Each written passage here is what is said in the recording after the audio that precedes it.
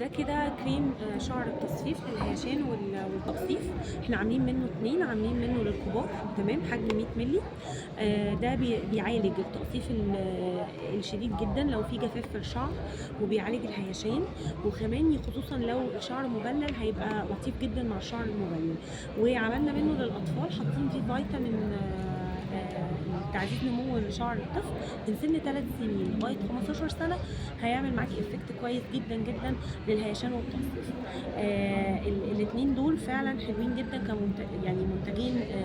الافكت بتاعهم عالي قوي في الترطيب ولمعان الشعر، وما بيسيبش اي اثر دهني على الشعرايه. يفضل يستخدم عشان تحصلي على افضل نتائج على شعر مبلل.